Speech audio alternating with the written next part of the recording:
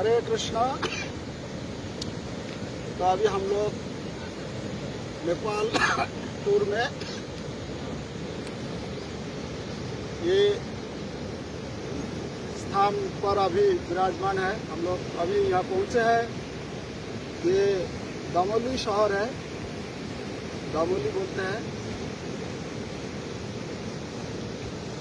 ऐसा बोला जाता है कि ये जो स्थान है यहाँ व्यासदेव का जन्म स्थान है, इसलिए इस शहर का नाम भी व्यास नाम से जाना जाता है। यही नदी है, दो नदी है यहाँ, जो कि एक तरफ से श्वेतगंडकी और दूसरी तरफ से मादी नदी, दोनों का संगम स्थल है। यहाँ का ये कहना है कि यहीं पर जब पराशर मुनि जो महान मुनि थे, तपस्वी ब्राह्मण, वशिष्ठ मुनि के प्रपौत्र, वशिष्ठ मुनि के पौत्र, वशिष्ठ मुनि के पुत्र हुआ शक्ति, और शक्ति मुनि के पुत्र पराशर ऋषि। तो पराशर मुनि जब इधर से जा रहे थे, ये नदी है, नदी क्रॉस करना था उनको, तो ये नाव जो है, अभी तो इधर पुलिया बना दिया है छोटा, उधर एक है, उधर एक है। तो पहले नदी पार करके जाना पड़ता था, तो नाव में जाना पड़ता था।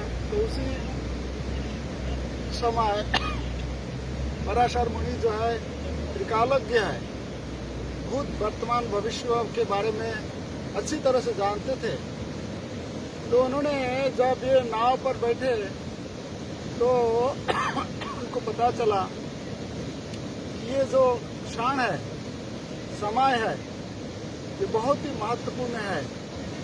इस समय में अगर कोई संतान उत्पन्न हो, वो जो संतान उत्पन्न होगा वो बहुत बड़े विद्वान और संसार के कल्याण के लिए वो काम करेगा।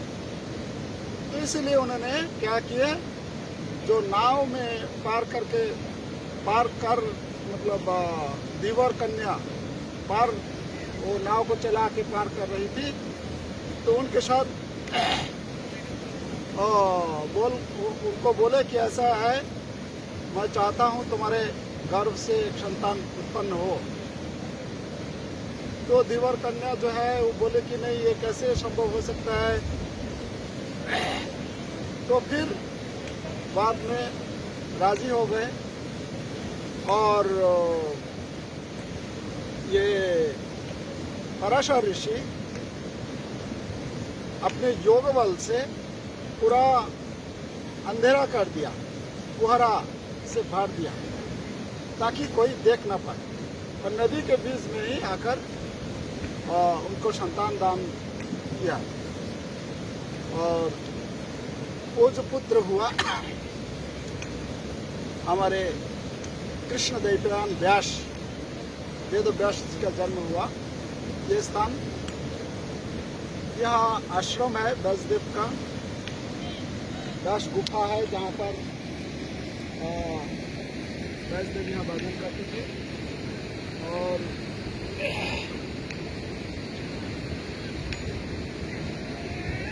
ऐसा है कि कोई किसी के मन में ये प्रश्न हो सकता है कि पराशर ऋषि इतने बड़े महान ऋषि, वशिष्ठ मुनि के पौत्र, तो उनसे कैसे मतलब काम वासना और ये दूसरे लड़की के साथ एक मतलब संतान जन्म दिया। पर ये हम लोगों को सोचना ये गलत हो जाएगा, अपराध हो जाएगा, क्योंकि पराशर मुनि जो है इतना महान थे। हम लोग जानते हैं विष्णु पुराण में उन्होंने एक भगवान की परिभाषा के बारे में एक श्लोक लिखे है, ऐश्वर्यस्य समग्रस्य वीर्यस्य यशस्य श्रिय ज्ञान वैराग्यस्यैव शरणं भवेतिंगन। भगवान जो है उन्हीं को भगवान कहा जाता है जिनके पास से ऐश्वर्य पूर्ण रूपेण जिनके अंदर विद्वान है। तो और उनके जन्म के बारे में ऐसा वर्णन आता है कि वो माँ के गर्भ में 12 साल तक रहे, 12 साल तक अपने माँ के गर्भ में रहे। और जब गर्भ में थे, गर्भ में ही वो वेद मंत्र का उच्चारण करते थे। एक बार की बात है जब वशिष्ठ मुनि जब उनके सारे जो 100 पुत्र है, 100 पुत्रों को जब मार दिया गया, मतलब वो एक राजा थे जो कि श्राप मिला और वो राक्षस बन गए। वो राक्षस जो है विश्वामित्र मुनि के प्रेरणा से वशिष्ठ मुनि के 100 पुत्रों को खा गए। तो पुत्र वियोग में अपने को मतलब दुख से पीड़ित होकर उन्होंने क्या किया, आत्महत्या करने का मन बना लिया। आत्महत्या करने के लिए उन्होंने क्या किया, पर्वत मेरू पर्वत के श्रृंग पर गए। वहां से अब जब कूद पड़े तो क्या हुआ, ऐसा वर्णन आता है कि जहां गिरे थे, जहां गिरा वो वहां जो है पत्थर जो है रुई की तरह हो गया, जिससे वो उनका मतलब मृत्यु नहीं हुआ। इसके बाद दावानल में, जंगल में दावानल में प्रवेश किया तो अग्निदेव ऐसा ये किया कि वो अग्नि जो है उनको शीतलता जैसा लग रहा था। और उसके बाद समुद्र में अपने को अपने शरीर में पत्थर बांधकर वो मरने का प्रयास किया। तब क्या क्या समुद्र ने उनको बहाकर अपने तट पर किनारे पर ला दिया। तो इस तरह से कई बार ऐसा हुआ। फिर एक बार घूमते हिमालय में देखा कि एक नदी है जहाँ बहुत तेजी से वो स्रोत चल रही थी। तो उनके मन में आया कि इसी नदी में मैं आत्महत्या कर लेता हूँ। और जैसे ही वो नदी में गिरे कूद पड़े तो नदी क्या हुआ कि चारों तरफ शतधारा में विभाग चले गए। तो जिससे क्या हुआ कि वहाँ भी उनका मृत्यु नहीं हुआ। इसलिए उस नदी का नाम पड़ा शतद्रु। तो उस समय जो है अपने पुत्रवधू के साथ जा रहे थे तो पीछे से उनको सुनाई पड़ा कि वेद मंत्र का उच्चारण हो रहा है। तो अपने पुत्रवधू को बोले कि मेरा पुत्र ये शक्ति जैसा वेद मंत्र उच्चारण करते थे वो करता था, और वेद का जो अलग अलग विभाग उसका मंत्र उच्चारण करता था। तो वैसा ही मुझे ये मंत्र सुनाई पड़ रहा है कान में। तो क्या बात है? तब वो पुत्रवधू बोले कि पिताश्री ऐसा है, मैं अपने गर्भ में शक्ति का जो आपका जो महान तेजस्वी पुत्र शक्ति उनके वीर्य मेरे गर्भ में धारण किया हूँ मैं, और 12 साल तक मैं धारण करके रखी हूँ। वही मेरे अंदर से ही वो मंत्र उच्चारण कर रहे हैं। तो वो कौन थे?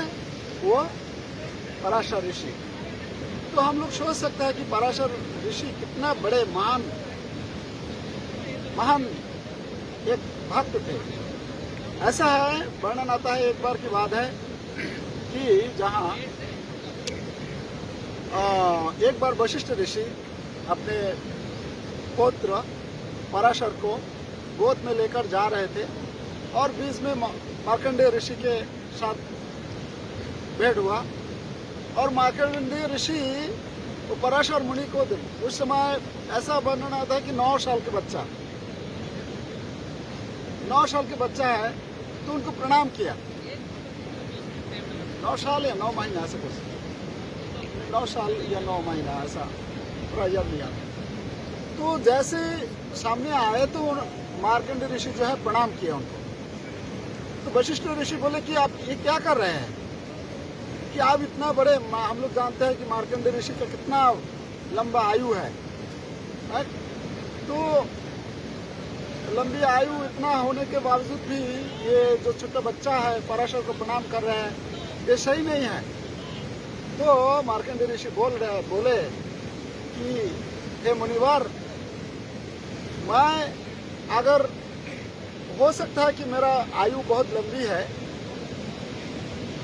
उम्र में मैं बहुत बड़ा हूँ, पर ये जो पराशर है ये बच्चा है, फिर भी इसका जन्म से क्या, उसके गर्भ से ही ये भगवान मतलब विद्वान है और भगवान का भजन कर रहे हैं, भगवान के भक्त हैं।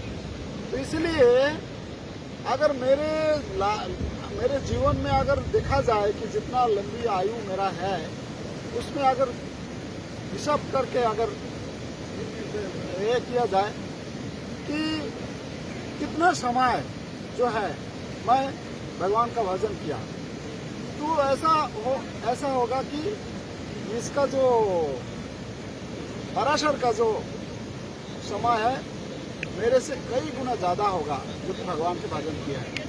तो इसलिए वो प्रणम्य है, प्रणाम करने योग्य है। तो इस प्रकार जो है ये स्थान पराशर ऋषि के द्वारा ये व्यासदेव का जन्म हुआ। इसी स्थान पर जिनके कृपा से, व्यासदेव की कृपा से हम लोगों को वेद, पुराण, उपनिषद ये सब शास्त्र मिले हैं। व्यासदेव खास करके हमारे गौड़ीय वैष्णव, जो गौड़ीय वैष्णव नहीं, जो कि 4 संप्रदाय के जितने वैष्णव है, सभी वैष्णव के प्रिय है श्रीमद् भागवतम जो है हम लोगों को व्यासदेव ने दिए हैं।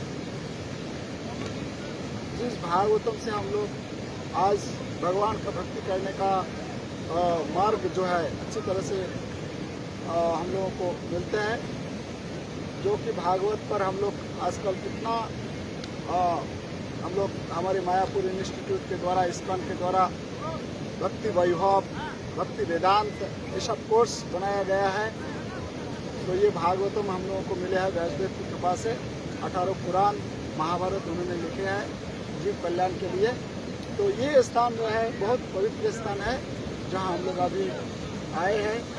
बहुत इधर पहाड़ है, उधर भी पहाड़ है और नदी जो है संगम स्थल है, बहुत पवित्र स्थान है।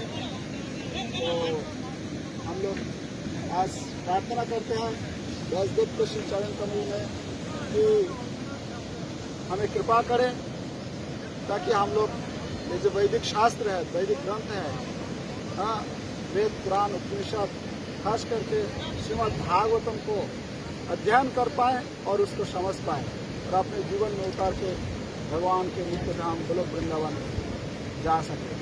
हरे कृष्णा कृष्ण कृष्ण हरे हरे, हरे राम राम राम हरे हरे।